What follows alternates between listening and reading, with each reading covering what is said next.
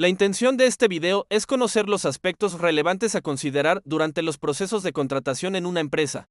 A fin de evitar errores y estar preparados para ello, conoceremos la perspectiva de una encargada del Departamento de Recursos Humanos de una industria en el sector automotriz. Hola, ¿qué tal? Mi nombre es Javier y me encuentro con Janet.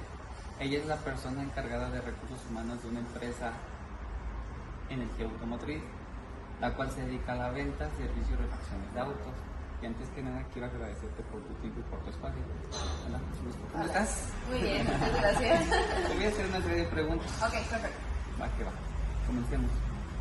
¿Cuáles son los principales pasos del proceso de reclutamiento y selección en una empresa? Ok, podemos empezar con la publicación de la vacante.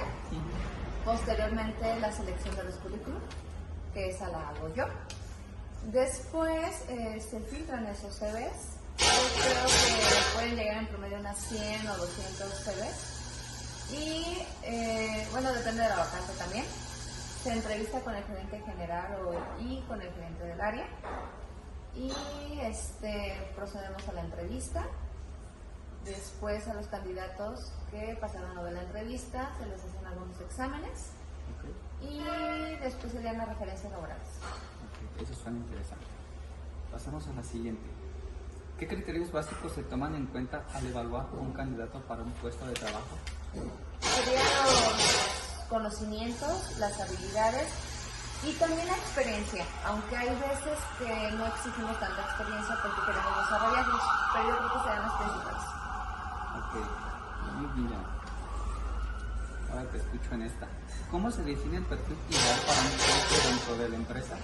Bueno, General Motors nos manda lo que viene siendo un perfil de puesto. Sin embargo, nosotros lo complementamos con las necesidades que se van generando en ese puesto. ¿Qué pruebas o herramientas se utilizan para evaluar las habilidades de un candidato? Hacen pruebas psicométricas que se llaman pruebas SCORE. Ahí te van diciendo pues obviamente sus habilidades, sus conocimientos y todo eso. Y aparte en la entrevista hacemos preguntas un poquito más técnicas sobre el área. Y en mi caso pues son preguntas más de responsabilidades, actitudes, habilidades. Y hay algunos puestos que se les hacen exámenes complementarios. Pasemos con la siguiente. ¿Qué importancia tienen las competencias blandas como trabajo en equipo o liderazgo en comparación con las competencias técnicas? Yo creo que depende del puesto. Por ejemplo, los gerentes generales o los gerentes de área sí necesito que tengan ese liderazgo. Sin embargo, a lo mejor un auxiliar contable, yo creo que sería más el conocimiento.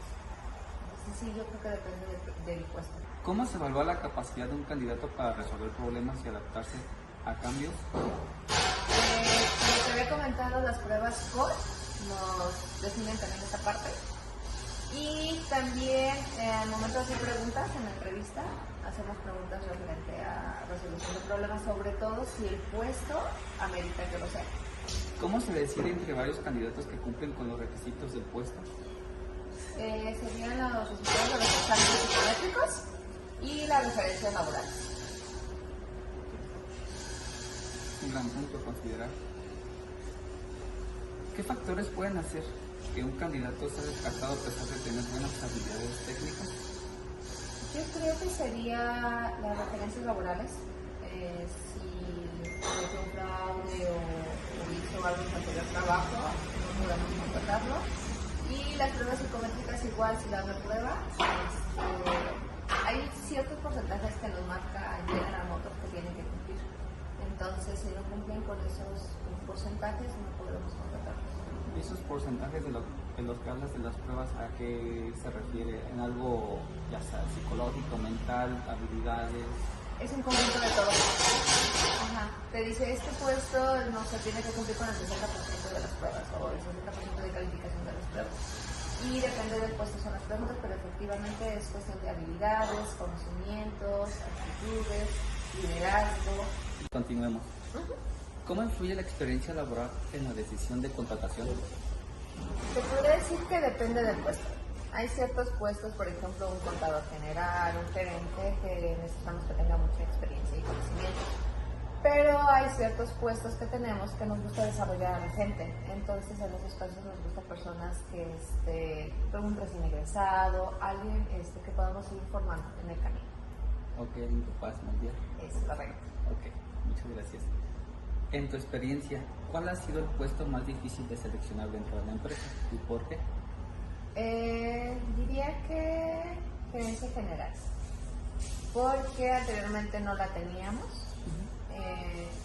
Me tocó obviamente hacer el perfil de puesto y porque ese puesto en lo particular también lo entrevistaron los directivos, entonces tuvo una vacante y aparte la responsabilidad que tiene. ¿De qué manera se verifica la información del currículum de un candidato?